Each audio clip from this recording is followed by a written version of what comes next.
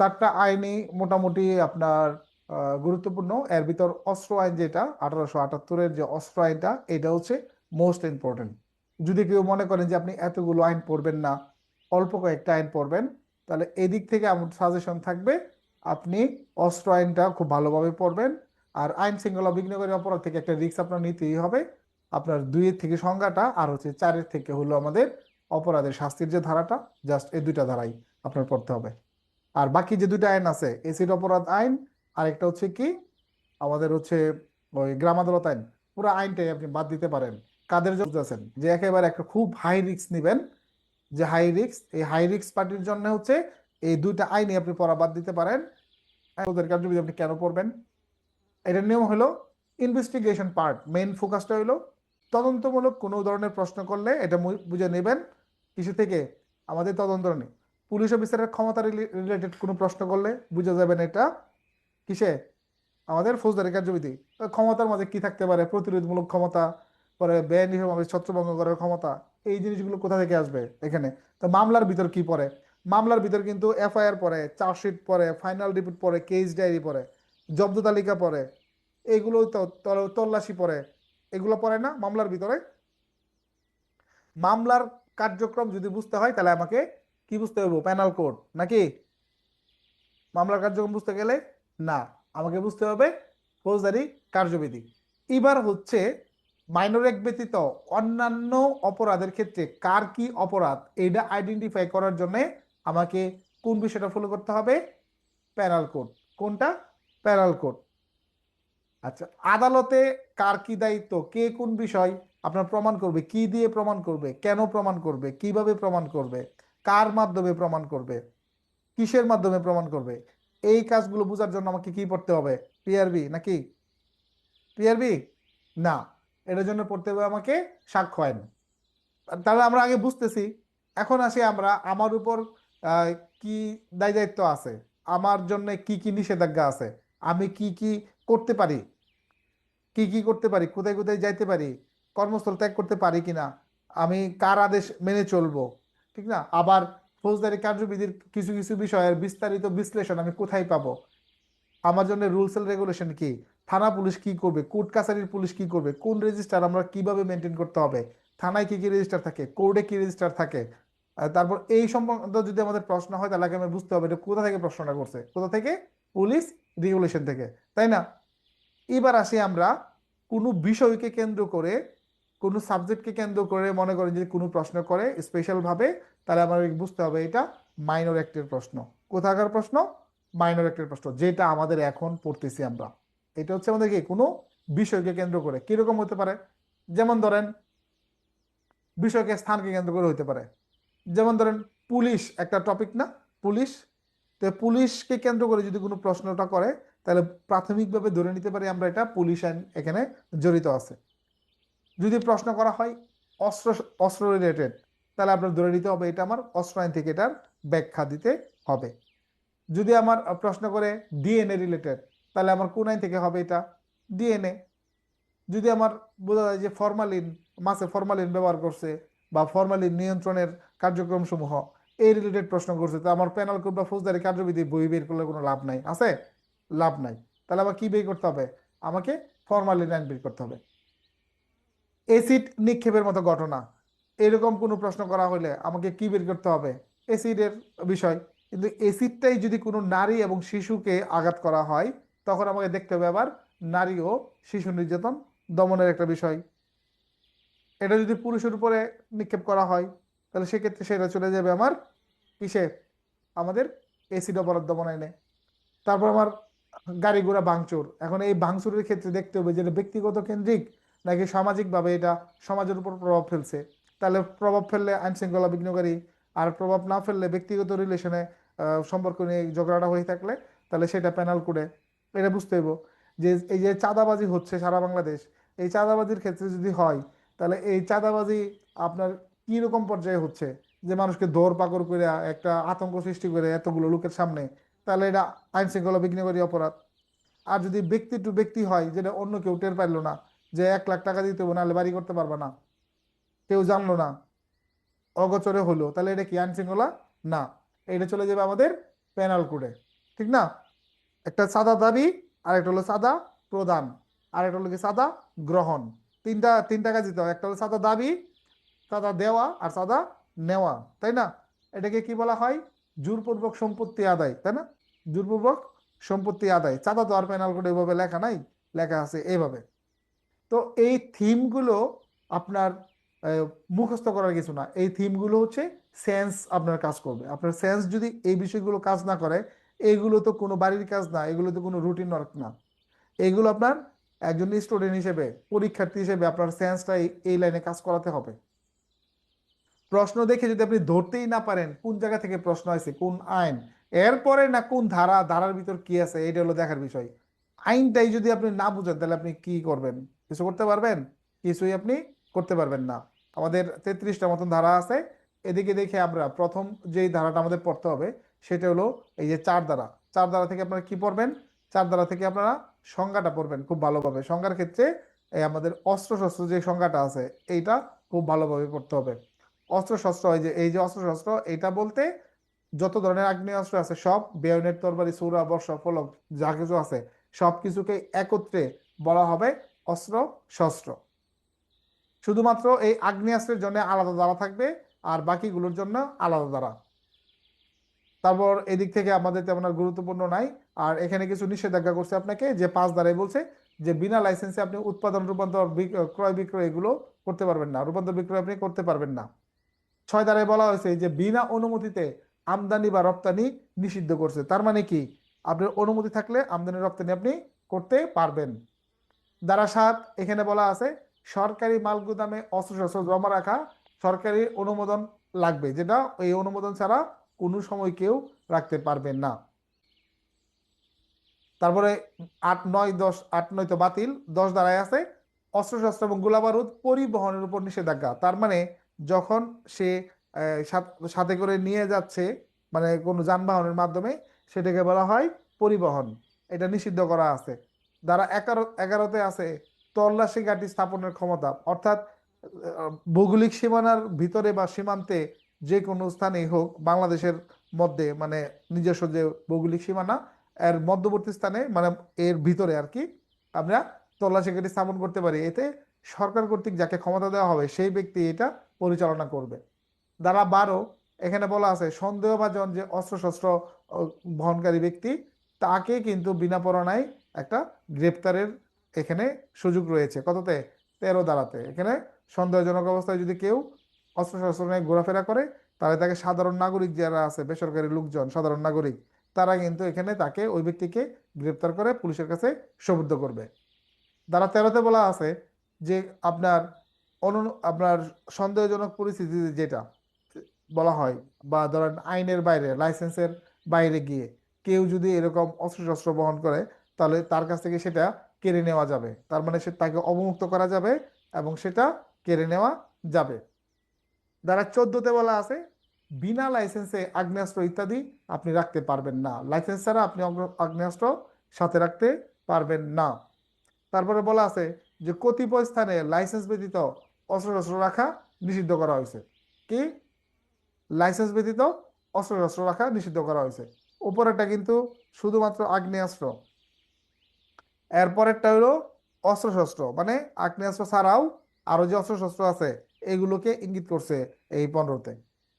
16 ধারায় দেখেন, আমরা জানি যে অনেক সময় অনেক ধরনের প্রেক্ষাপটে থানায় অস্ত্রগুলি এগুলো জমা দিতে হয়, অনেক সময় ডিলারের কাছে জমা দিতে হয়।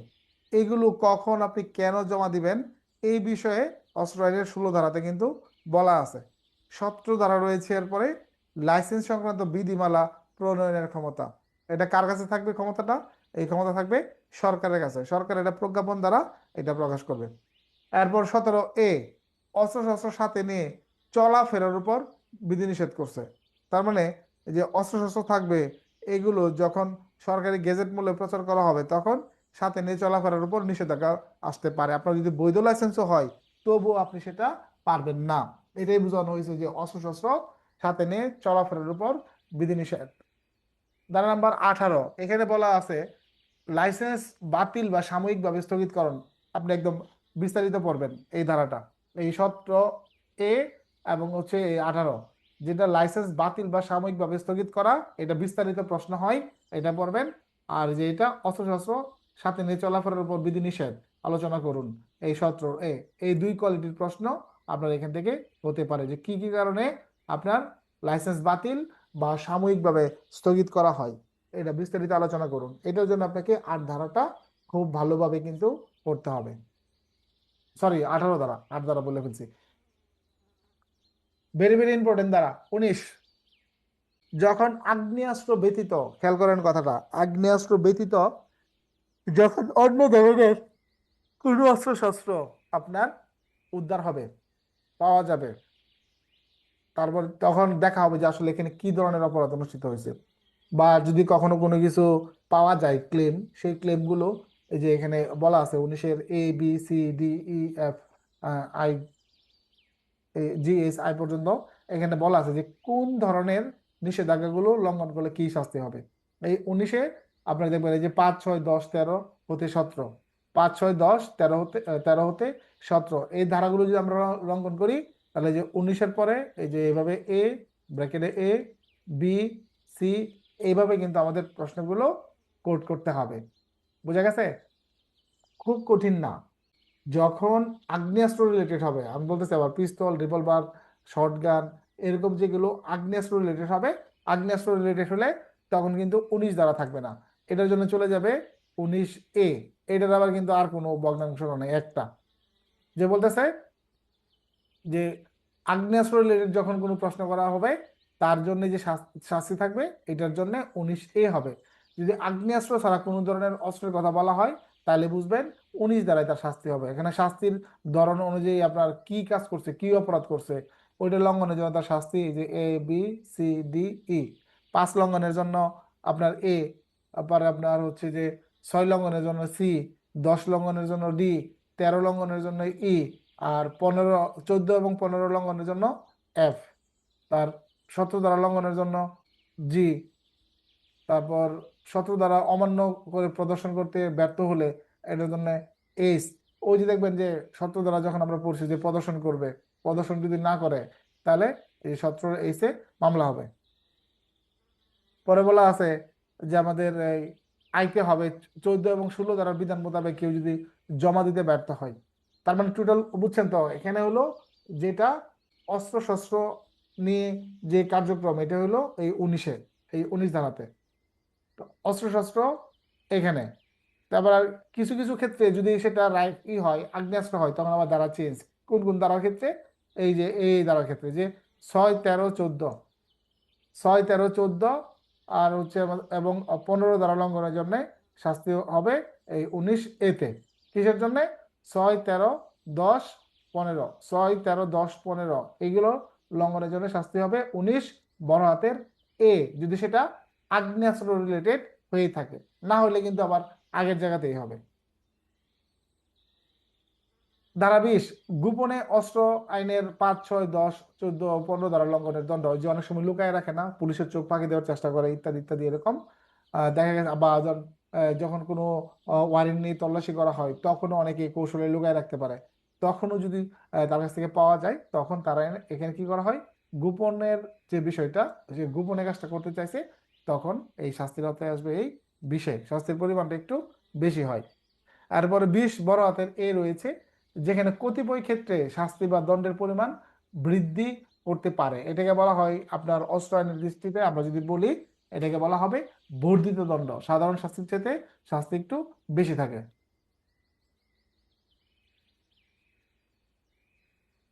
আমাদের যে লাইসেন্সটা দেওয়া হয়, এটা যদি কেউ ভঙ্গ করে তাহলে তার শাস্তি হবে 21-এ। এটা মোটামুটি ইম্পর্টেন্ট আছে ধারাটা, যে লাইসেন্সের শর্ত যদি কেউ ভঙ্গ করে।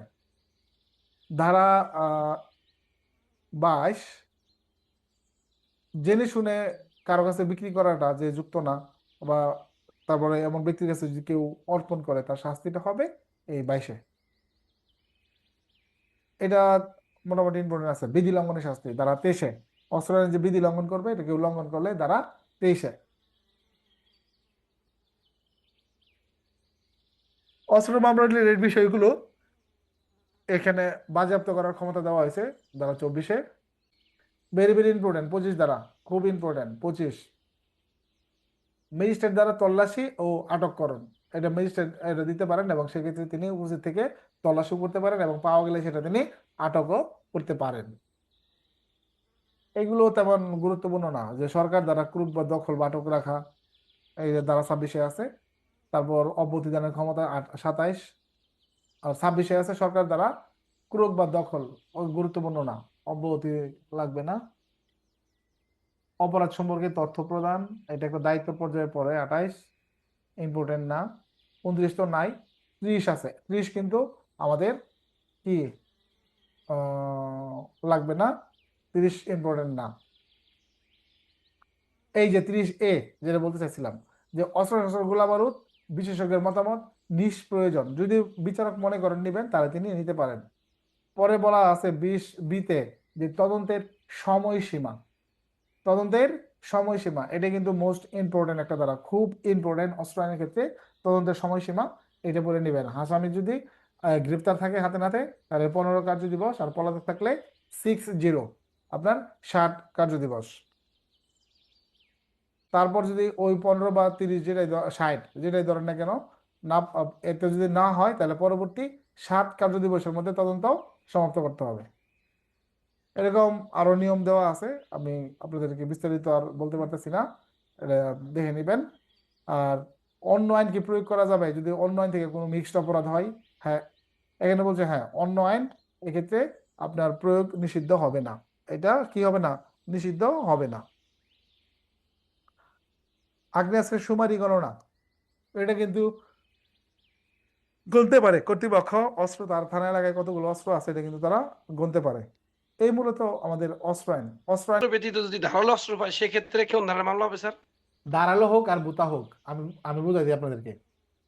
স্যার অস্ত্র একদম তীক্ষ্ণ ধারা হোক, টিপু সুলতানের তলোয়ারের মতো, কোনো সমস্যা নাই।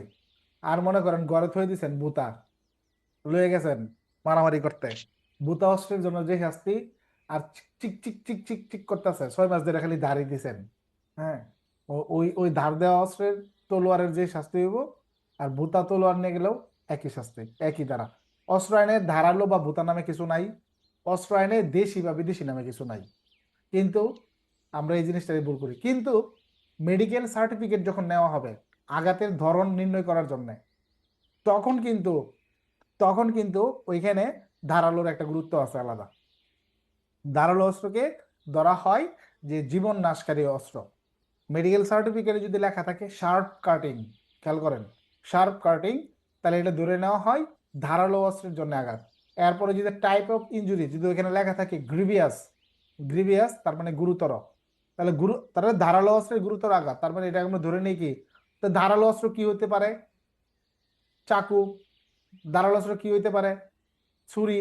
ধারালো অস্ত্র কি হইতে পারে? চাপাতি। ধারালো অস্ত্র কি হইতে পারে? আপনার ওই রামদা, ঠিক না? এখন পেনাল কোডেও পড়লে আপনারা দেখবেন ধারালো বা ভূত অস্ত্রের কোনো সংজ্ঞা নাই, ওখানে বলা আছে মারাত্মক অস্ত্র দ্বারা গুরুতর আঘাত। এখন মারাত্মক অস্ত্রের একটা বৈশিষ্ট্য হইলো অস্ত্রটা ধারালো থাকবে, মারাত্মক অস্ত্রের একটা বৈশিষ্ট্য, বুঝছেন? ওই জন্য আর কি আমরা প্রচলিত হয়ে গেছে। ধারালো এবং আগ্নেয়াস্ত্রটা স্যার, আগ্নেয়াস্ত্রের কথা বলছিলাম স্যার, আগ্নেয়াস্ত্র এবং যে ধারালো বা বোতা এই অস্ত্রের ভিতরে যে ইটা স্যার। আগ্নেয়াস্ত্র একজনের সাথে মনে করেন একজনের সাথে দুইটা পাওয়া গেছে, পিস্তলও পাওয়া গেছে আবার ধারালো অস্ত্র পাওয়া গেছে, মানে ছুরিও জি পাওয়া স্যার। গেছে। এখন তার বিরুদ্ধে মামলা রুজু হবে 19 বড় হাতের এ অবলিক 19 ব্র্যাকেটে সুডো হাতের এফ, দুইটা অস্ত্র। আবার মনে করেন দুইজনের কাছে দুইটা পাওয়া গেছে, তাহলে যার কাছে যে অস্ত্র পাওয়া যাবে সেই শাস্তি। মনে রাখবেন অস্ত্র আইনে কখনোই অস্ত্র উদ্ধার ছাড়া, বডি থেকে উদ্ধার ছাড়া মামলা নিবে না। একসাথে যদি জি 3 জন থাকে হাইটে আসতেছে, দুজনের সাথে অস্ত্র পাওয়া গেছিল, তাহলে ওই দুজনের নেমে অস্ত্র মামলা। আরেকজন সাথে থাকতে পারে, একজন যদি লুকায় রাখে আগে থেকে, আপনি কি আপনার বন্ধুর শরীর চেক করেন কখনো? চেক না করবেন স্যার না। না। ওকে। 22 ধারায় আমি যেটা বুঝতে পারলাম, যে জেনে শুনে লাইসেন্সবিহীন ব্যক্তির নিকট থেকে যদি আমি মানে আমার লাইসেন্স আছে অস্ত্র রাখার, যার অস্ত্র বিক্রির লাইসেন্স নাই তার কাছ থেকে যদি আমি অস্ত্র ক্রয় করি সেক্ষেত্রে আমার শাস্তি। আর আমার সে যে অস্ত্র বিক্রি করতেছে তার লাইসেন্স আছে কিন্তু যার কাছে বিক্রি করতেছে তার আবার কেনার লাইসেন্স নাই, তার কাছে বিক্রি করার শাস্তি, অর্থাৎ উভয়ের শাস্তিটা বুঝাইছে এখানে স্যার। সঠিক। মূলত হলো যোগ্যতা নাই এমন লোকজনের কাছে কাছ থেকে ক্রয় করা, যোগ্যতা নাই এমন লোকের কাছে বিক্রি করা, দুইটা শাস্তি আছে এখানে। দুজনের কি বুঝাইছে স্যার? দুজনকে যখন যে যে ধরা খায়, ও, অনেক অনেক ধন্যবাদ সময় স্যার। অনেক সময় দুজন ধরা খাইতে পারে, তখন সঠিক দুইজনের সঠিক। নামে মানে যখন দুইজন একলগে পাওয়া গেল কিনা বেচার ভিতরে, তখন দুইজন, একজন কিনছে আরেকজন বেচছে, দিয়ে দুইটার নামে মামলা। তা এক্ষেত্রে তো স্যার আপনার শুধু হবে না, এক্ষেত্রে যদি আপনার যদি আগ্নেয়াস্ত্র না হয় সেক্ষেত্রে তো স্যার আপনার অস্ত্র শস্ত্র 13 ধারা লঙ্ঘনের শাস্তি, সেক্ষেত্রে তো 19-এর ইতে মামলা হবে না স্যার? 100% যার কাছ থেকে, যার বৈধ লাইসেন্স ছিল তার জন্য তো সেই ধারাটা আসবে না, কিন্তু যে ব্যক্তি রিসিভ করছে, হুম। যে ব্যক্তি রিসিভ করছে তার জন্য তো এটা বৈধ অস্ত্র না, তার জন্য বৈধ অস্ত্র, না স্যার। তার জন্য তখন অস্ত্র আইন প্রয়োগ হয়ে যাবো, যে তোমার তো ও, লাইসেন্স নাই, তুমি অস্ত্র নিলা কিভাবে, তাহলে তার জন্য এটা কি, তার নামে সে লাইসেন্স দেখাতে পারে নাই, তার জন্য সেটা অবৈধ। বুঝতে পারছি, তখন আবার 19-এ চলে যাবে স্যার। ওইটা 19-এর এ অবলিক আবার এটা দুইটাই হবে। ও, আচ্ছা একটা স্যার, ধন্যবাদ। একটা হলো তার হেফাজতের দ্বারা, আর একটা হলো সে কিনছে এটার দ্বারা। এটা কিন্তু আমাদের যারা পরীক্ষায় খাতা লিখবেন এটার জন্য কিন্তু, আর থানায় যখন মামলা হবে তখন এই কিনা বেচা লেখে না, ওই উদ্ধার দেখা, এই দখল বা হেফাজত নিয়ন্ত্রণ, ওই একটা দ্বারা দেয়, মামলা করে দেয়। বুঝতে পারছেন? আর অস্ত্র আইনের এমন মনে করেন যে বাস্তবিক প্রয়োগ, অনেক অফিসাররা আপনার ঠিক মতো এটা প্রয়োগও জানে না। বুঝতেন কি হয়েছে, অস্ত্র আইনে আসলে কোন ধারা থেকে মামলা হবে, কিভাবে হবে, আহ, দেখা গেছে যে তদন্তকারীর এই পাওয়া গেল, এই ক্ষেত্রে কিরকম হবে, এটা আসলে অতটা ফাইন্ড আউট করতে পারে না, এগুলো অনেক জটিল হয়।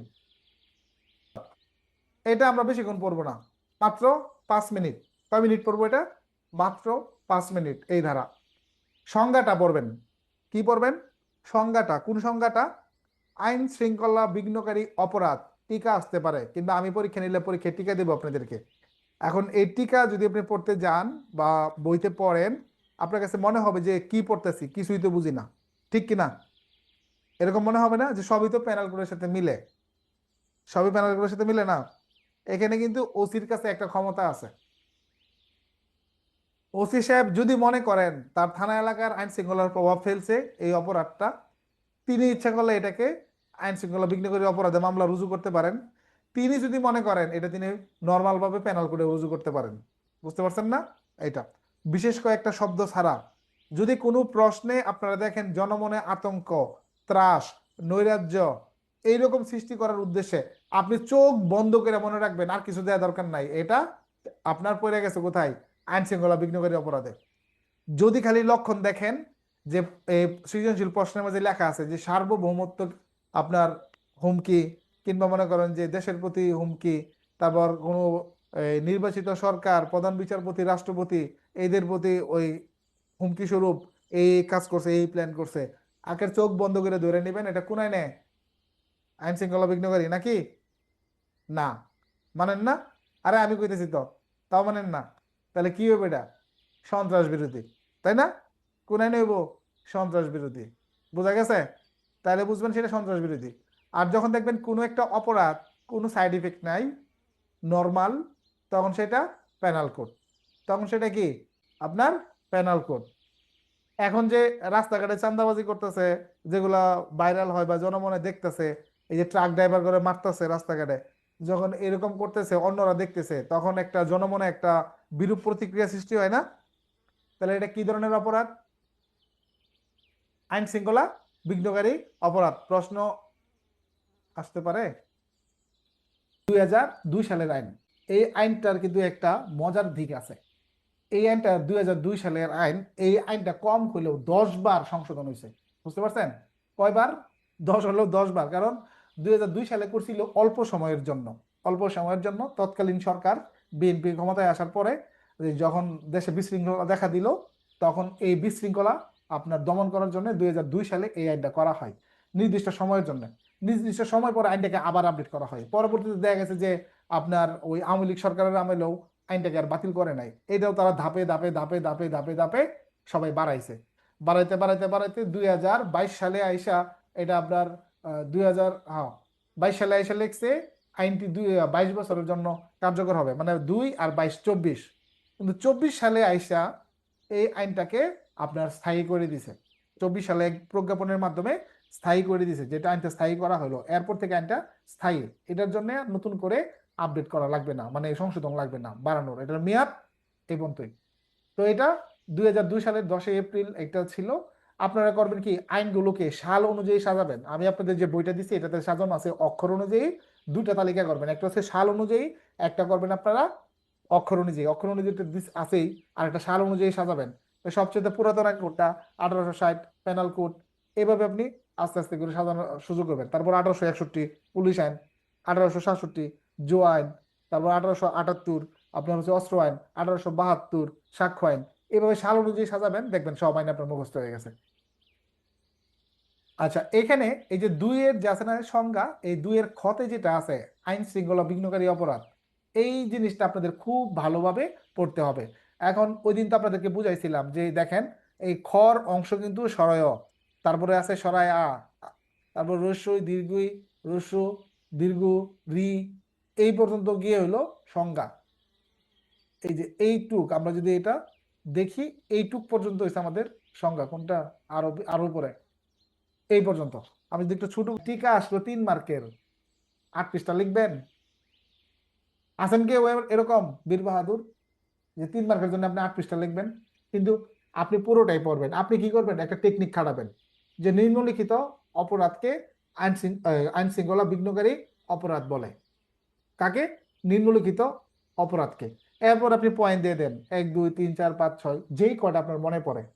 নৈরাত মানে যে ত্রাস সৃষ্টি করা, ভয়ের সৃষ্টি করা, তারপরে যে চাঁদা দাবি করা, এরকম কিছু কিছু মনে থাকে না, এগুলো দিয়া লাস্টে খালি কোট করে দেন যে দুয়ের যে খ নাকি এই দুয়ের খ, এটা আপনি কোট করে দেন। এটাই আপনার জন্য সঠিক উত্তর। বুঝতে পারতেছেন? এখন কতটুকু শর্ট করবেন না করবেন এটা ডিপেন্ড করবে আপনার মনের উপরে, এবং ঠিক কতটুকু সময়ের মধ্যে আপনি লিখবেন, কতটুকু আপনি লিখতে পারবেন। এটা কোনো নির্দিষ্ট স্ট্যান্ডার্ড নাই যে এইটুক দিছি এইটুকু আপনি মুখস্থ করবেন, এইটুকু লিখতে যাবেন। যদি কখনো কোনো বিষয়, আমার গাইড বই হোক, আমার পিডিএফ হোক, বা অন্য কোনো লেখকের হোক, বা যে কারো সাজেশন হোক, আপনি একটা জিনিসকে যদি একদম বাইবেলের মতো করে স্ট্যান্ডার্ড ধরে নেন যে এইটুক শিখছি আমার এইটুক লিখতে হইব, 100% ভুল ধারণা।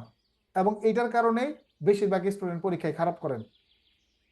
আপনার পরিবেশ পরিস্থিতির সাথে মিল রেখা ঠিক কতটুকু আপনি লিখবেন এটা ডিপেন্ড করবে একান্তই আপনার উপরে। যদি প্রথম প্রশ্ন একটু ভালো লিখতে গিয়ে 5 মিনিট সময় যদি আপনি বেশি নেন, তাহলে পরবর্তীতে কোনো বাকি যে 4টা প্রশ্নের ভিতরে আপনার 5 মিনিট সময় কমায় আনতে হবে না? আনতে হবে কিনা? নাহলে এই দায়ভার কার উপর পড়বে? লাস্টে যে প্রশ্নের উত্তরটা লিখতে যাবেন তার উপর পড়বে না দায়ভার? পারবেন নাকি আপনার জন্য 5 মিনিট টাইম বাড়ায় দিবে?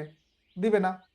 এই জন্যে কোনো জিনিসটাকে একদম স্পেশাল স্ট্যান্ডার্ড ধরে নেবেন না। মনে রাখবেন যে এটা শিখছি, পরীক্ষার দিন আমাকে ছোটও করা লাগতে পারে, আবার কখনো কখনো জিনিসটাকে আবার আমার বড়ও করা লাগতে পারে। এইটাকে মাথায় রেখে আপনি লেখার চিন্তা করবেন। পরীক্ষায় দেখবেন অনেক সময় ভেঙে ভেঙে উত্তর দেওয়া থাকে, সরি মার্ক করা থাকে, আর অনেক সময় ডাইরেক্ট গড়পড়তা লিখে রাখে 10। যে এজাহার কাকে বলে, একটি এজাহারের বৈশিষ্ট্য লিপিবদ্ধ করুন, একটি ডাকাতি মামলা রুজুর ক্ষেত্রে কোন কোন বিষয়ের প্রতি লক্ষ্য রাখতে হয়। কয়টা অংশ হলো? 3টা অংশ হলো না? দেখবেন ডান পাশে লেখা আছে 10। এখন সংজ্ঞার জন্য কত, রুজুর ক্ষেত্রে কত, ডাকাতি মামলার কোন ক্ষেত্রে, কিন্তু ভাগ নাই, আপনাকে ভাগ করে নিতে হবে। আপনি ধরে নেবেন যেটার গুরুত্ব কম এটার জন্য মার্ক কম, যেটার গুরুত্ব বেশি এটার জন্য মার্ক বেশি, আর 3টা মিলাই 10 মার্ক। আর যদি ভাঙা ভাঙা থাকে যে 2 যোগ 3 যোগ 3 এভাবে থাকে, তাহলে তো কথাই নাই, আপনি বুঝাই ফেলবেন কোন পার্টের জন্য কত। আর আমাদের সাধারণত ক খ গ থাকে, তাই না? কর জন্য 5, খর জন্য 5, গর জন্য 5, এভাবে ভাগ করা থাকে। তো ভাগ দেখলেই বুঝবেন কিভাবে কোনটা আপনার লেখা লাগবে। তো টিকিট আপনারা দিলেন যে আপনার এই যে সড়ক পথ, রেলপথ এগুলোর ক্ষতি করা, ভাঙচুর করা, তারপর নৈরাজ্য সৃষ্টি করা, এই যে এগুলো কি সরি ওই যে ত্রাসের সৃষ্টি করা, ভীতির সৃষ্টি করা, আইন শৃঙ্খলা বিঘ্নকারী সরি আইন শৃঙ্খলা রক্ষাকারী বাহিনীকে আপনার আইনগত কাজ করতে না দেওয়া, ইত্যাদি ইত্যাদি, এগুলাকে কি বলা হয়? যে আমাদের আইন শৃঙ্খলা বিঘ্নকারী অপরাধ বলা হয়। বাস, এখান থেকে সংজ্ঞার ভিতর আর কিছু নাই। তারপর হলো এই সংজ্ঞাটা যদি বুঝেন, তাহলে এই সংজ্ঞার ক্ষেত্রে শাস্তি হইলো এই যে 4-এর 1, 4-এর 1 যেটা, এটা হলো অপরাধের শাস্তি। বুঝতে পারছেন? কি এর শাস্তি? আপনার অপরাধের শাস্তি। এই 4-এর খ, যে সরি 2-এর খ যেটা সংজ্ঞা, ওইখানে দেখবেন যে আপনার অর ভিতরে আবার দেখবেন যে এই সরি, ওই খর ভিতরে অর ভিতরে গিয়ে যে আবার এই যে ভগ্নাংশগুলো আছে, যে কোনোটাই অপরাধ করুক না কেন, শাস্তি এক কথায় 4-এর 1। শাস্তি কোনটা? 4-এর 1, সহজ ভাষায় হইলো 4-এর 1-এর শাস্তি। এইটুকুলো শাস্তির দ্বারা 4-এর 1-এর শাস্তি। তাহলে 4-এর 2-এ কি আছে? 4-এর 2 বিষয়টা হলো যখন আপনার আইন শৃঙ্খলা বিঘ্ন করলো, এই সময় তো তারা ভাঙচুর করে ক্ষতি সাধন করতে পারে, যে কোনো ভাবে ক্ষতি সাধন করতে পারে না?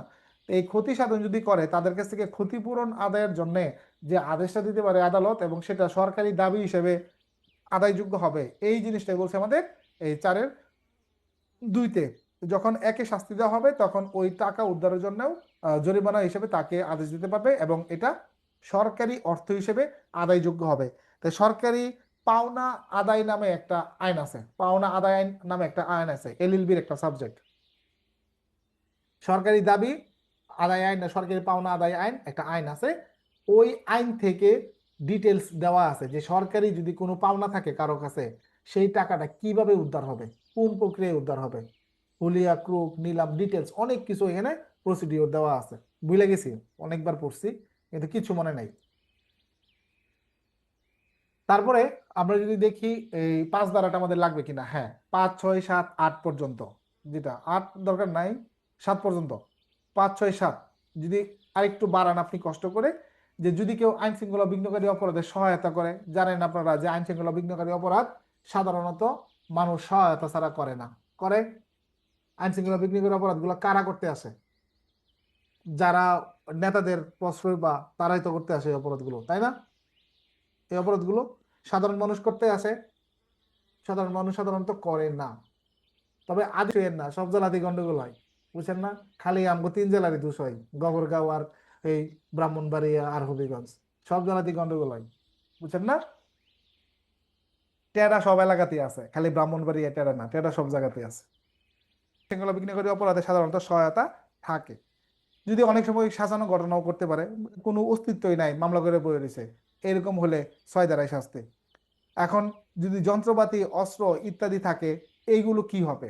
এইগুলো সরকারি যে আছে কোষাগার, ওইটার অনুকূলে রাষ্ট্রীয় সম্পত্তি হিসেবে বাজেয়াপ্তি হবে, বা কখনো কখনো সেটা দখলদারের নিকট সেটা ফেরত দেওয়ারও আদেশ দিতে পারে। কেন দিবে আমি আপনাদেরকে বলছিলাম, যে কেন সেটা ফেরত দিবে, আপনাদের মনে থাকলে একটু মনে করার চেষ্টা করেন। আর এটার যে বিচার প্রক্রিয়া, সংক্ষিপ্ত বিচার প্রক্রিয়া হবে, যে ধারা 10 মোতাবেক সংক্ষিপ্ত বিচার প্রক্রিয়ার মাধ্যমে হবে। এরপরে হচ্ছে আসামি অনুপস্থিত যে বিচার, এগুলো তো ফৌজদারি কার্যবিধির সাথে মিলায় পড়বেন। এই 14 ধারাটা ইম্পর্টেন্ট, যে ক্যামেরায় গৃহীত ছবি, রেকর্ডকৃত কথাবার্তা ইত্যাদির সাক্ষ্যগত মূল্য অবশ্যই আছে, তারা এখানে সাক্ষ্য দিবেন, সাক্ষ্যগত মূল্য থাকবে, ধারা 14তে বলা আছে। এই পর্যন্তই আমাদের আইন শৃঙ্খলা বিঘ্নকারী অপরাধের ক্ষেত্রে আপনারা টিকাটা খুব ভালোভাবে জানবেন, যে কোন জিনিসটাকে আইন শৃঙ্খলা বিঘ্নকারী অপরাধ বলে। তারপরে আপনারা শিখবেন হচ্ছে এটার পানিশমেন্টের ক্ষেত্রে 4-4-1, তারপর 5, 4-4-1, 4-2, আর হলো 5, 6, 7 খুব বেশি ইম্পর্টেন্ট। এরপরে আপনারা চলে যাবেন সরাসরি 14তে। আর মাঝখানে যেগুলো আছে, এই যে সংক্ষিপ্ত বিচার 10, তারপর আসামি অনুপস্থিতিতে বিচার, এইগুলো ফৌজদারি কার্যবিধির সাথে সাপোর্টিং ধারা হিসেবে আপনারা এগুলো রাখবেন। এবার আমরা দেখবো এসিড অপরাধ দমন আইন 2002। এই আইনটাও 2002 সালের আইন, অনেক পুরানো একটা আইন। তো এসিড অপরাধ দমন আইন যেটা, এই আইনে আপনার দেখা গেছে যে নারী ও শিশু নির্যাতন দমন আইনের সাথে আপনার অনেকটাই কিন্তু মিল, অনেকটাই আপনার মিল আছে। এই যে মিল আছে, এই ক্ষেত্রে যদি কোনো নারী বা শিশু আপনার ভিক্টিমাইজ হয়, এক্ষেত্রে 2 আইন থেকে মামলা করার কিন্তু সুযোগ আছে। সাধারণত আমাদের বাংলাদেশে যে প্র্যাকটিসটা হয়, যে নারী ও শিশু ট্রাইব্যুনাল কার্যকর, এসিড অপরাধ দমনের চাইতে নারী ও শিশু নির্যাতন দমন ট্রাইব্যুনালটা কার্যকর বেশি। আর এই কারণে দেখবেন বেশিরভাগ প্র্যাকটিসই হলো যে নারীর প্রতি যদি কোনো সহিংসতা করা হয়, সেটার জন্য যতদূর সম্ভব নারী ও শিশু নির্যাতন দমন আইনকে প্রাধান্য দেওয়া হয়। এরপরে হলো অন্য বিষয়, এই জন্যে যদি নারী বা শিশুর প্রতি এসিড নিক্ষেপ হয়, সরাসরি নারী ও শিশু নির্যাতন দমন আইনের 4 ধারা। ক্লিয়ার? এছাড়া অন্যান্য ক্ষেত্রে নারী ও শিশু নির্যাতন দমন আইনের বাইরে যদি হয়, তখন সেটা এসিড অপরাধ দমন আইন 2002, এটা আপনি দেখবেন। যখন নারী আসামি হবে, অন্য কারো, নারীও তো আসামি হইতে পারে, নারীও তো অন্যজনের উপর, নারী বা শিশু ছাড়া অন্য কারোর উপর আপনার করতে পারে, নিক্ষেপ করতে পারে, তখন সেক্ষেত্রেও তার জন্য এসিড অপরাধ দমন আইন প্রযোজ্য হবে।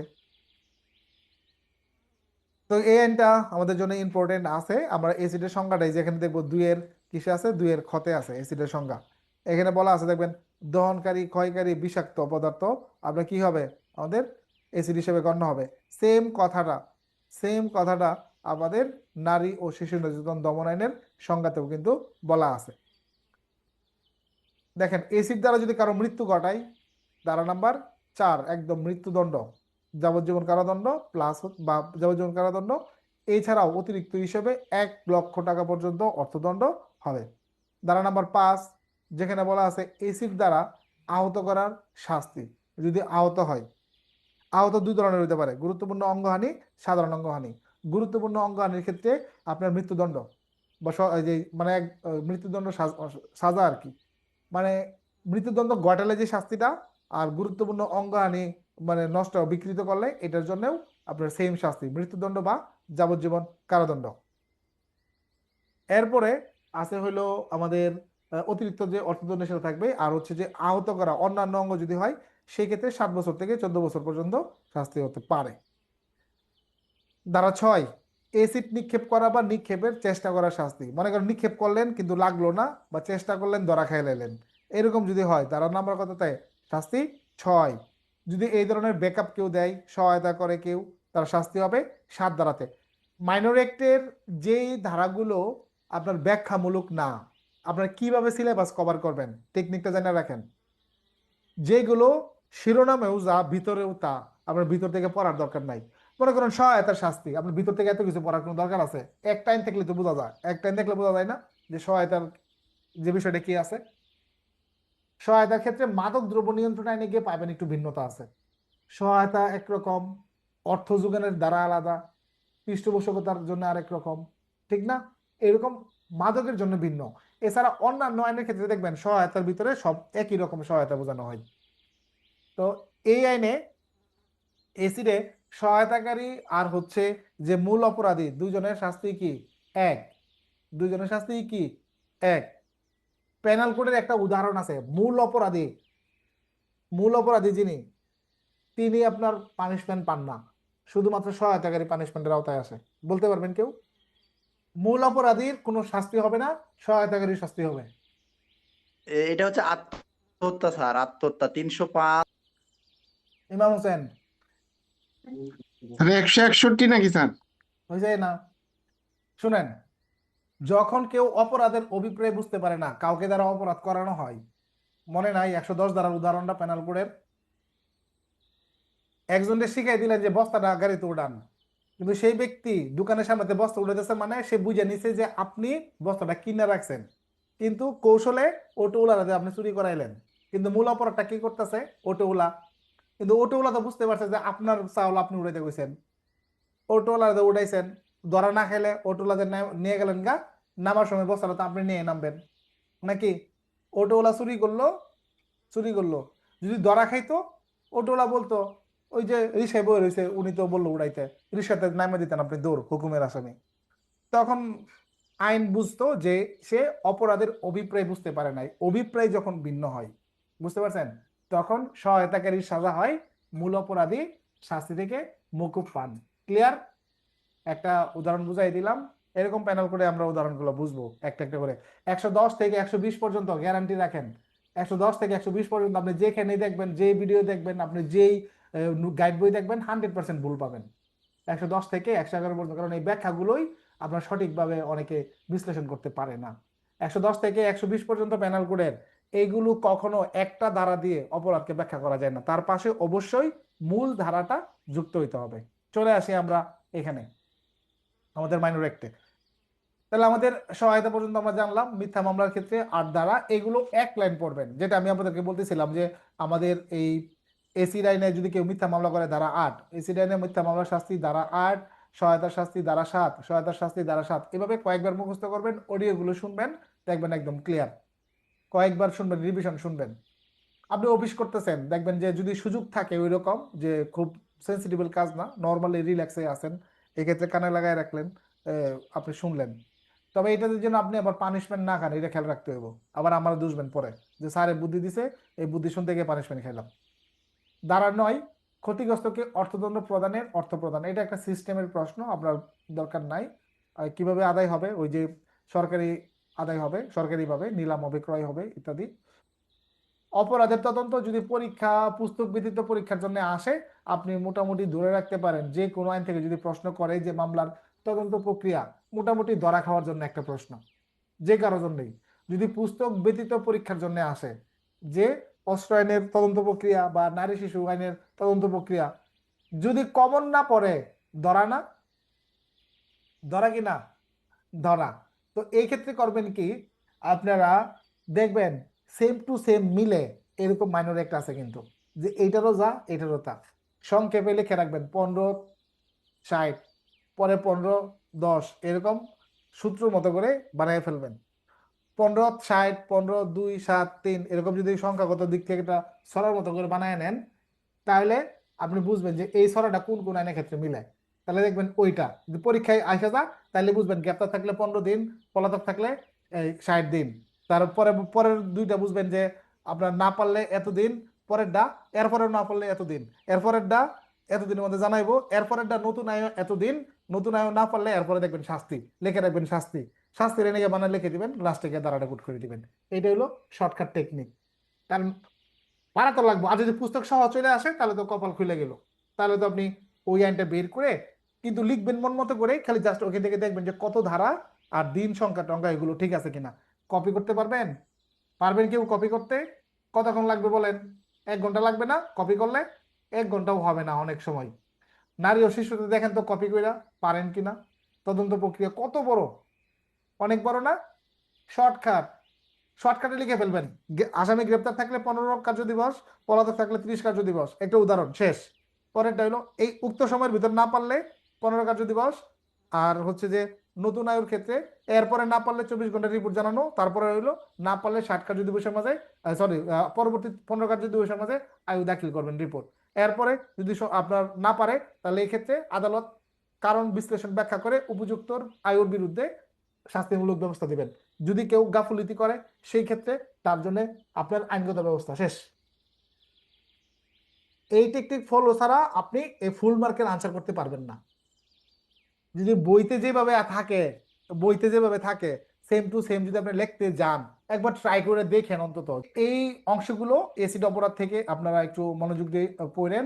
আর এই অন্য যে বিষয়গুলো আছে, যে জামিনের বিধান, অন্য মাইনর একটু যা পাবেন জামিনের বিধান, এখানেও সেম পাবেন। কিরকম? বিপরীত পক্ষকে শুনানির সুযোগ না দিয়ে জামিন হবে না। তবে জামিন কোনো কোনো ক্ষেত্রে আদালত বিবেচনা দিতে পারেন। সেটা কোনটা? যদি শিশু হয়, বয়স্ক হয়, প্রতিবন্ধী হয়, ঠিক না, এরকম হলে কি জামিন দিতে পারেন। যদিও জামিন অযোগ্য, কিন্তু জামিন তিনি দিতে পারেন। যদি রিপোর্ট পেশ করতে আপনি ফেইলিওর হন নির্দিষ্ট সময়ের ভিতরে। ফৌজদারি কার্যবিধির 166-তে একটা নিয়ম আছে না, যে রিমান্ড টিমান্ড সবকিছুই হইলো, তারপরে 120 দিনের ভিতর রিপোর্ট না গেলে আদালত ধরে নেয় কি যে আসামি জামিন পাওয়ার একটা যোগ্য নাকি। শুধুমাত্র 2 ধরনের অপরাধী জামিন পাবে না, কারা? চোর ডাকাত। কারা? চোর ডাকাত। কিন্তু খুনি জামিন পেয়ে যাবো, চিন্তা করছেন?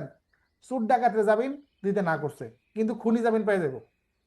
ফৌজদারি কার্যবিধির যে 166-র যে নিয়ম, ওইখানে কিন্তু এটাই বলা আছে, যে দেখবেন লাস্টের দিকে গিয়ে বলা আছে 400-401 ধারার ক্ষেত্রে যারা আছে এদের ক্ষেত্রে প্রযোজ্য হবে না, যে মেয়াদ চলে গেলে জামিনের অধিকারী।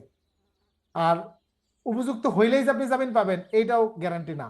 এইটাও যদি বিচারক মনে করেন যে তিনি জামিন দিবেন না, তাহলে তিনি কারণ লিপিবদ্ধ করে জামিন না দেওয়ার কারণে নিয়ে লিখে দিবেন, শেষ। জামিন টোটাল জিনিসটাই ডিপেন্ড করে একজন বিচারকের উপরে। আইন দ্বারা কিন্তু জামিন হয় না, জানেন এটা? আইন দ্বারা কিন্তু জামিন হয় না। আসামির অনুপস্থিতিতে বিচার ফৌজদারি কার্যবিধি যে 337-38 আছে, এটার সাথে আপনারা ম্যাচ করে ফেলবেন।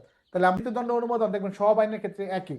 এবারে চলে করার চিন্তা ভাবনা করতেছেন টপ ক্যাটাগরির, যে আপনাকে 200-র ভিতরে থাকতেই হবে, এরকম একটা টার্গেট, যে আপনি কোনো রিস্কে যাবেন না। 200-400-র পরে থাকা মানে কিন্তু ঝুঁকি, বুঝতে পারছেন? গ্রাম আদালত আইন 2006 সালের আইন। এই আইনটা কি কাজে লাগে, কোন ধরনের কাজে লাগে, বিষয় পড়াই দেয়, দ্বারা আপনারা বুঝবেন। দেখেন, একজন লোক সে মামলা করতে পারে কয় জায়গায়? থানায় আর কোর্টে। 2 জায়গায় মামলা করতে পারে না? 2 জায়গায় মামলা করতে পারে, স্বাভাবিকভাবে আমরা জানি যে থানায় মামলা করার সুযোগ আছে, মামলা করলে হয় জিআর মামলা, কোর্টে গিয়ে মামলা করলে হয় সিআর মামলা। চেয়ারম্যানের কাছে মামলা করলে কি মামলা হইব না? গ্রাম আদালতের মামলা, সিআরও না জিআরও না, ঠিক না? তো চেয়ারম্যানের কাছে তিনি কি মার্ডার হইলে কি আবেদন করতে পারবেন? আপনার মনে হয় কি চেয়ারম্যানের কাছে? ধর্ষণ হইলে, ধর্ষণ, চুরি, ডাকাতি, ছিনতাই, চাঁদাবাজি, সুযোগ নাই, তাই না? সুযোগ নাই। হাতাহাতি, হাতাহাতি পারবো, একটু একটু ক্ষয়ক্ষতি করে লাইছে পারবে, যেগুলো 3 লাখ টাকার ভিতরে সমাধানযোগ্য আর কি এগুলো। যদি কারো ফার্ম থেকে 20 লাখ টাকার গরু নিয়ে যায়, এরকম পারবে? পারবে না। তো এই ক্ষেত্রে বাস্তবে যদি আমরা চিন্তা করি, দেখবেন কোটি কোটি টাকার বিষয় চেয়ারম্যান কিন্তু সমাধান করে দিচ্ছে 2 এলাকার, তার এখতিয়ারের বাইরে কিন্তু করে দেয় না, এটা বিচার সালিসির মাধ্যমে, ওইটা কিন্তু আদালতের মাধ্যমে করে না। এই একটা জিনিস আপনারা বুঝে নেন, একটা হলো সালিশ, একটা হলো আপনার গ্রাম আদালতে বিচার, দুটো কিন্তু দুই জিনিস। সালিশ বুঝেন তো? সালিশ বুঝেন না? সালিশ, সালিশ বলছে 2 এলাকার লোকজন মুরব্বীরা বসছে বা 2 পাড়ার বা 2 ফ্যামিলির বৈঠকে বৈশা যে বিচারটা করতেছে, এটার নাম হলো সালিশ। তো সালিশের মাধ্যমে আমরা দেখছি যে অনেক বড় বড় বিষয় কি আপনার সমাধান হয়ে যায়, তাই না? কিন্তু আপনার বিচারিক ক্ষেত্রে আইনকে ফলো করতে হবে। যখন চেয়ারম্যানের কাছে কেউ যাবে, সেই ব্যক্তি মৌখিকভাবে বলবে না লিখিতভাবে বলবে? সেই ব্যক্তি লিখিতভাবে বলবে চেয়ারম্যানের কাছে যে কি ঘটনা তিনি বিচার চান। তো এখন তিনি কি সবকিছুই চাইতে পারবেন না? নির্দিষ্ট চার্ট আছে, চার্ট আছে কিনা? আমাদের একটা চার্ট আছে, এই আইনে চার্ট আছে না, তফসিল আছে না? গ্রাম আদালতে তফসিল আছে কিনা? ওইখানে দেখবেন চার্ট আছে, প্রথম অংশ, দ্বিতীয় অংশ। প্রথম অংশতে বলা আছে যে এই চার্টগুলোর ক্ষেত্রে আপনার গ্রাম আদালত প্রযোজ্য, একদম আইনের লাস্টে গিয়ে দেখেন চার্ট আছে, প্রথম অংশ, দ্বিতীয় অংশ। তো প্রথম অংশতে ফৌজদারি যে অপরাধগুলো আছে, মানে যেগুলোর জন্য আমরা থানায় যাই, ওইগুলোর কথা বলা আছে। দ্বিতীয় অংশ হলো দেওয়ানি প্রকৃতির যে অপরাধগুলো আছে, ওইগুলো সমাধান। তাহলে দেখেন চেয়ারম্যানের কিন্তু বিশাল ক্ষমতা, ফৌজদারিও দেখতে পারে, দেওয়ানিও দেখতে পারে। চারটিখানি ব্যাপার না কিন্তু। একটা চিফ জুডিশিয়াল ম্যাজিস্ট্রেট, সেও কিন্তু এই ক্ষমতা নাই।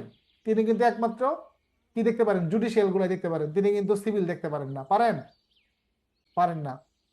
এই ক্ষমতা একমাত্র আছে জজদের আর হলো চেয়ারম্যান। তার মানে চেয়ারম্যান কিন্তু মাঝে মাঝে বলতেও পারে না, আমি কিন্তু ইচ্ছা করলে 2 কোটি দেখতে পারি, সিভিল কোর্টও দেখতে পারি, ফৌজদারি কোর্টও দেখতে পারি। তাহলে বিশাল ক্ষমতা না? বিশাল ক্ষমতা কিন্তু। তো এই যে চেয়ারম্যান, এই যে দুইটা দেখবেন, যে হাওয়ার উপরে দেখবেন তাকে একটা চার্ট দিয়ে দিছে, ভাই তোমার ক্ষমতা নাই, চার্টের ভিতরে রাখো, এই চার্টের বাইরে যাও না। আচ্ছা, বলে দিছে এখানে। আবার বলছে এই চার্টের ভিতরে থাকলেও তুমি পারবে না যদি সেটা কোনো শিশুর বিষয় হয়ে থাকে, শিশুর অধিকার নিয়ে হয়ে থাকে, যদি সেখানে কোনো সরকারি চাকরিজীবী জড়িত থাকে, যদি তার কর্তৃপক্ষ থেকে অনুমোদন না থাকে তোমার দেখার, সেখানে যদি থাকে হচ্ছে কি, ওই যে আরেকটা বিষয় আছে, যদি এর আগে গ্রাম আদালত থেকে কখনো বিচার করা হয়ে থাকে, যদি সেই অপরাধগুলো বিজ্ঞ আদালতে বিচারাধীন থাকে, তোমার কাছে আদালত পাঠাইছে না, তুমি পারবা না। তোমার সাবজেক্ট হইলেও তুমি পারবা না, কারণ এটার জন্য কোথায় আছে? আদালতে আছে। এবার আপনারা বুঝছেন বিষয়টা কি বুঝাইছি আমি? যে চেয়ারম্যানে ইচ্ছে করলে পারবে না, তাকে চার্টটা ফলো করতে হবে। আচ্ছা, চেয়ারম্যান যে দরবারটা করবে, এখানে আমাকে লিখিতভাবে আবেদন করতে হবে, আবেদনের 15 দিনের ভিতরে একটা বোর্ড গঠন হবে। এই বোর্ডে কারা কারা থাকবে? বাদী পক্ষের 2 জন, বিবাদী পক্ষের 2 জন, কয়জন হইলো? 5 জন নাকি 4 জন? আর 5 জন হবে কারে নেয়া? চেয়ারম্যানদের নেয়া, তাহলে হলো 5 জন।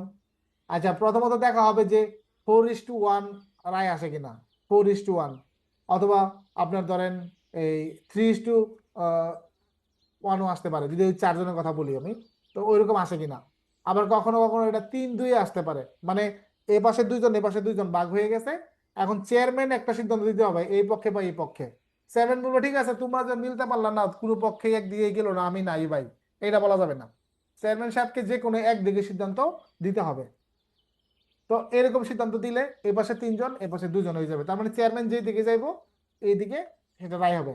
একদম হচ্ছে আমাদের যে সুপ্রিম কোর্টে বেঞ্চ গুলো বসে, বেঞ্চ, যে বিচারকদের বেঞ্চ বসে, যে 2 জন বসে, 3 জন বসে, 3 জন যখন বসবে তখন আপনার 2 জনকে একমত হইতে হবে, আর যখন 2 জন বসবে তখন 2 জনকে একমত হইতে হবে।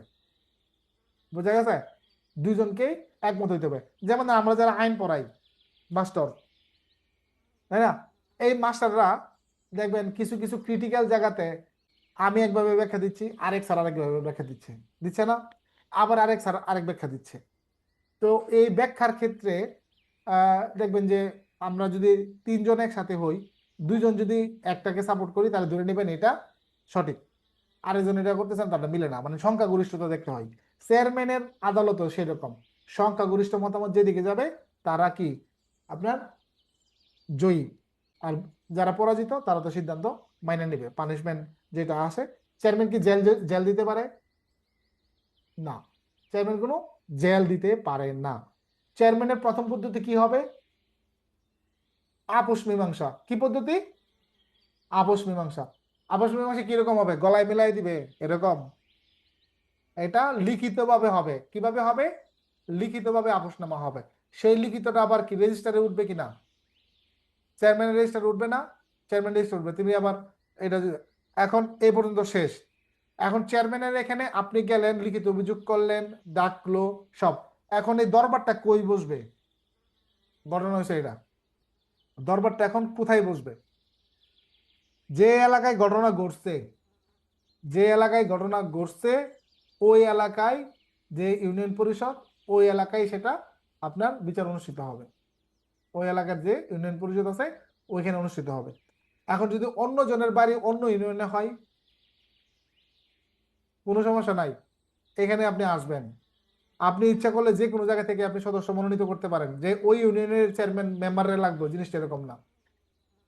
বোর্ডে যারা রাখা হবে তাদের যদি দুর্নীতির বিষয় থাকে তাদেরকে চেঞ্জের অপশন আছে কিনা, এই আইনে চেঞ্জের অপশন কিন্তু আছে, আপনি খুঁজে বাই করবেন কই আছে। চেয়ারম্যান মনে করেন যে ক্ষেত্রে থাকবে, চেয়ারম্যানই সমস্যা, এরকম হইতে পারে না? চেয়ারম্যান সমস্যা, চেয়ারম্যান সমস্যা হইতে পারে। ওকে,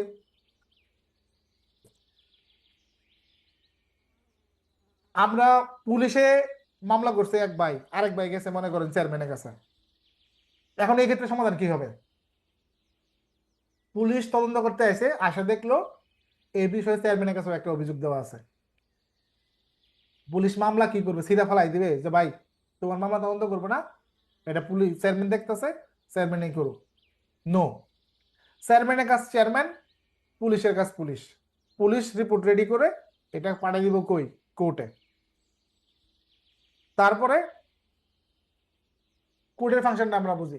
তো দুই ধরনের কোর্ট আলোচনা করলাম না, যে চেয়ারম্যান কয় ধরনের মামলা দেখতে পারে, ফৌজদারি এবং দেওয়ানি।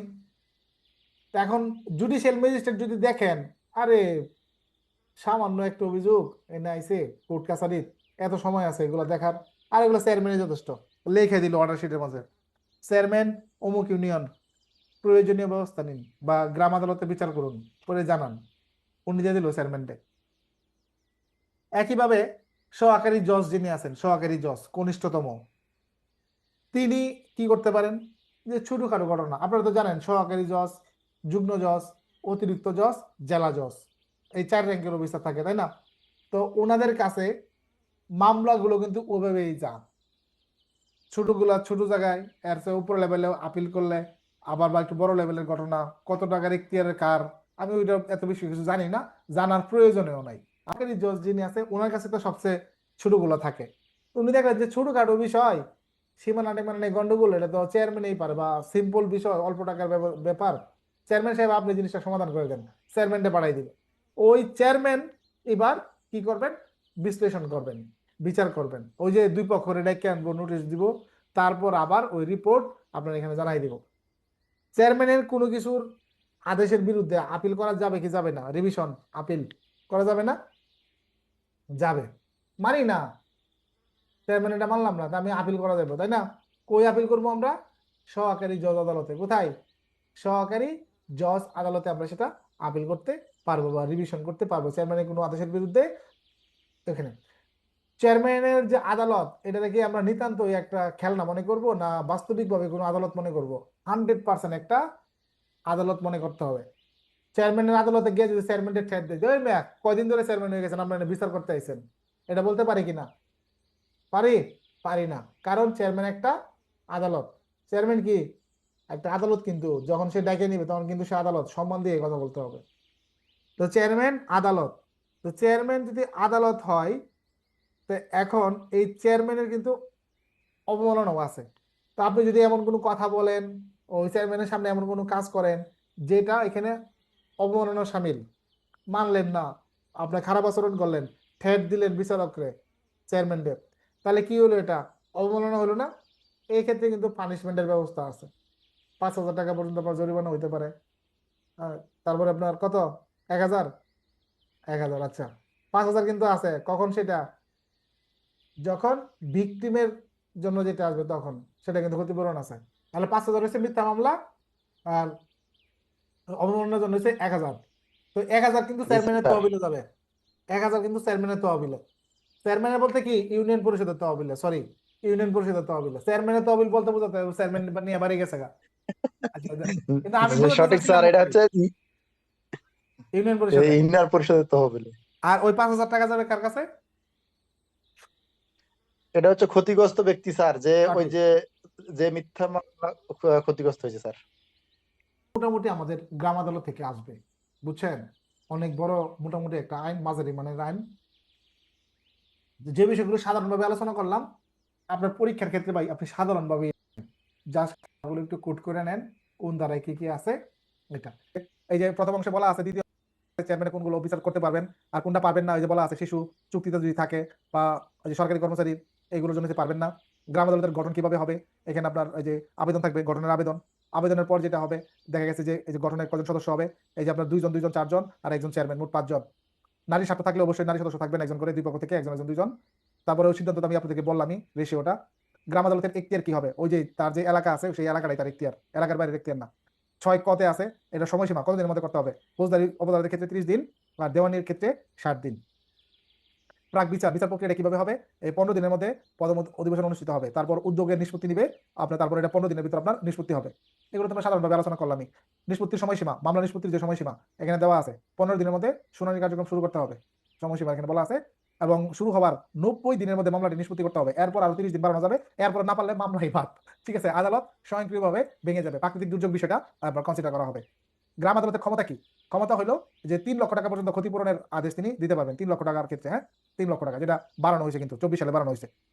দখল অর্পণের ক্ষেত্রে আপনার করে যাওয়া যাবে, সমস্যা নাই।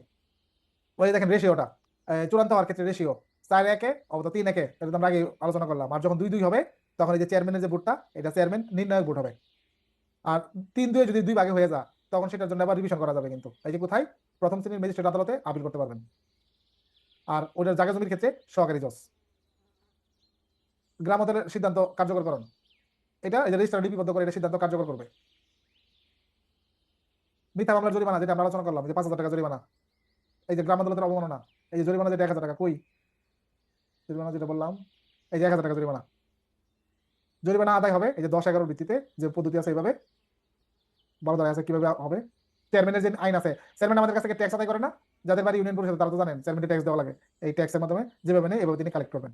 দ্বারাই যে কোনো আইনজীবী লাগবে না। যদি কেউ প্রধানশীল থাকেন, বৃদ্ধ মহিলা থাকেন, শারীরিকভাবে অক্ষম থাকেন, তার প্রতিনিধি এখানে এলাও। 15 ধারায় পক্ষভুক্তি, যে 15 ক, যদি আমার বাপ মারা যায় আমি এর পক্ষ হইতে পারবো, বা আমার অন্যান্য বাইঞ্চের যদি অভিযোগ করে তারাও পক্ষ হইতে পারবে। কতিপয় মামলার স্থানান্তর, এই যে যারা জুডিশিয়াল মনে করলে পাঠাই দিবেন, আবার জেলা জজ মনে করলে সেটা পাঠাই দিবেন। আবার চেয়ারম্যানের যেটা, সেটাও তিনি কিন্তু পাঠাই দিবেন, যে এটা শাস্তি হওয়া উচিত, তখন সেটা তিনি কোর্টে পাঠিয়ে দিতে পারবেন। তারপরে পুলিশ দ্বারা তদন্ত নিষিদ্ধ হবে না, এটা করতে পারবে সত্র। আমরা যেটা আলোচনা করছি সাধারণভাবে, এটা এখন ধারাগুলো দেখেন। তারপর বিচারাধীন মামলা সমূহ, এটা বলা আছে 18, যে এটার প্রযোজ্য হবে না, এই আইন প্রযোজ্য হবে না যদি বিচারাধীন থাকে, এটা কোনোভাবেই হবে না। একজন মেম্বার আপনার জন্য বিরাট ইম্পর্টেন্ট। একটা কথা আমি আপনি সবসময় বলি, প্রায় ক্লাসেই বলি, যে একজন মেম্বার আপনার খুব ইম্পর্টেন্ট আপনার জীবনে আইন শিক্ষার ক্ষেত্রে। আমার রেকর্ডিং ক্লাসে আরো একটা বলি, কনস্টেবল থাকতে আমি মেম্বার পাইছি, বাট এএসআই টু এসআই পরীক্ষা দেওয়ার সময় আমি মেম্বার হিসেবে আমার ওয়াইফের কাছ থেকে আমি সাপোর্ট পাইছি। বুঝতে পারছেন? আমাকে বই নিয়ে প্রশ্ন করতো যে এটা কি হবে, তো দেখা গেছে প্রথম একটু লজ্জা পাইতাম, কিংবা যখন পারতাম না তখন আরো লজ্জা বেশি লাগতো। সাধারণত বউ সামনে যদি না পারি, তখন আবার এএসআই র্যাঙ্ক, ঠিক না? তখন মনে করেন যে খারাপ লাগতো। পরে একটা সময় গিয়ে ইউএসএ ধরতো, বা আমি লিখতাম, সে বানানগুলো চেক করতো, দেখতো, অনেক হেল্প করছে। তো আপনার এটা কিন্তু বিরাট একটা হেল্প। হয়তো আপনাদের ওইরকম যদি সুযোগ থাকে, কাজে লাগান, কাজে লাগান, কোনো সমস্যা নাই।